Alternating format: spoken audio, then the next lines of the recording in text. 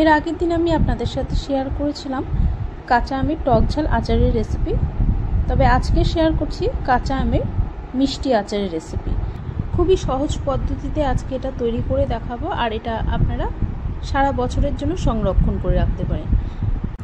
দুটো ফ্রেশ কাঁচা আম নিয়েছি, আম দুটোকে ধুয়ে রেখেছিলাম।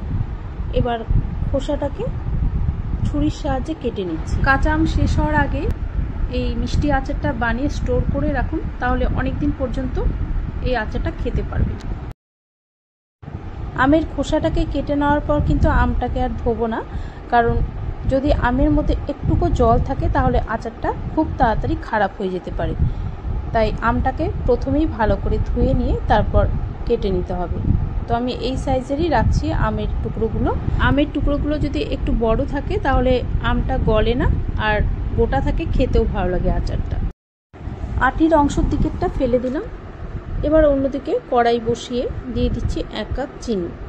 ওই কাপেরই হাফ কাপ জল দিয়ে দিচ্ছি। গ্যাসটা এখন অন করে দিয়েছি। চিনিটা যতক্ষণ না পর্যন্ত একটু গলে যাচ্ছে ততক্ষণ কিন্তু একটু ফুটিয়ে নিতে হবে। দুটো আমের জন্য এখানে প্রায় 1 কাপ চিনি দিয়ে দিলাম। তবে আপনারা যদি আচারটা একটু বেশি করে করতে চান, চিনিটা কিন্তু বেশি করেই দিতে হবে। চিনির জলটা এখন ফুটে গেছে, একটু নেড়ে দিচ্ছি। এবার আমের টুকরোগুলো এর মধ্যে দিয়ে দেব। চিনিটা এখনও পুরোপুরি গলেনি, তবে আমের টুকরোগুলো দিয়ে একটু ফুটতে দিতে হবে, আর আমটাও হতে থাকবে, এদিকে চিনিটাও কিন্তু পুরো গলে যাবে। এই চিনি শিরার মধ্যে আমগুলো ফুটতে ফুটতে আমগুলো নরম হয়ে যাবে। প্রথম দিকে গ্যাসের ফ্লেমটা হাইতেই রাখবো। তারপর যখন চিনির শিরা বা চিনির জলটা একটু শুকিয়ে আসবে, তারপর গ্যাসের ফ্লেম মিডিয়ামে করে দিতে হবে।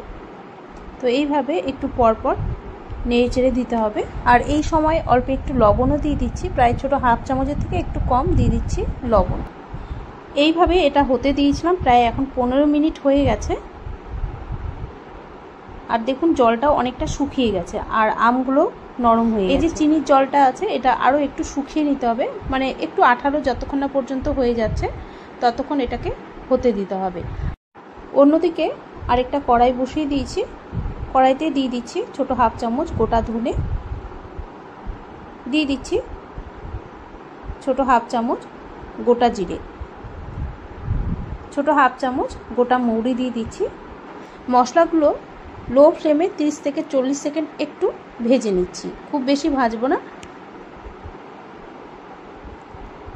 হালকা মশলাটা যখন একটু ভাজা হয়ে আসবে, মানে একটু গরম হবে, তখন কিন্তু অফ করে দিতে হবে। এখানে যেহেতু মশলাটা খুবই কম, তাই আমি হামালদিস্তার মধ্যে মশলাটাকে কুটে নেব। আচারের মশলা যদি হামালদিস্তাতে একটু কুটে নেওয়া যায় তাহলে একটু গোটা ভাবও থাকে, আর আচারটা খেতেও ভালো লাগে। তো একটু ঠান্ডা করে নিয়ে হামালদিস্তার মধ্যে দিয়ে দিচ্ছি, দিয়ে একটু কুটে নিচ্ছি। তো মশলাটা কুটে নেওয়া হয়ে গেছে। এদিকে আমটাও দেখে নিচ্ছি।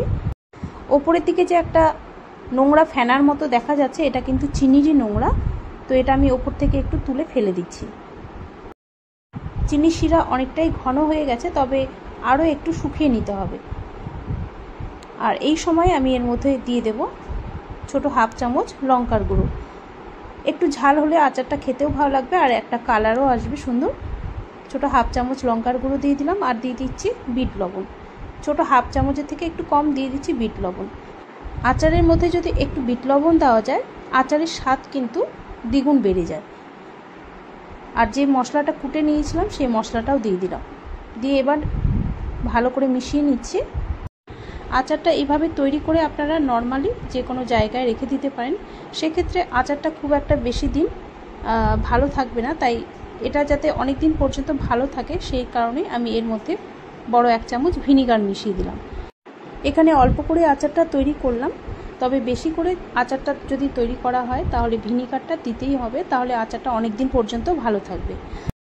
আর যদি ঘরে ভিনিগার না থাকে সেক্ষেত্রে আপনারা ফ্রিজে আচারটাকে সংরক্ষণ করে রাখতে পারেন। এখন দেখুন আচারটা বেশ আঠালো হয়ে গেছে, আর একটা সুন্দর কালারও চলে এসেছে। এবার গ্যাসটা অফ করে দিলাম, আর একটু ঠান্ডা করে নিয়ে আমি একটা পাত্রের মধ্যে আচারটা রাখছি।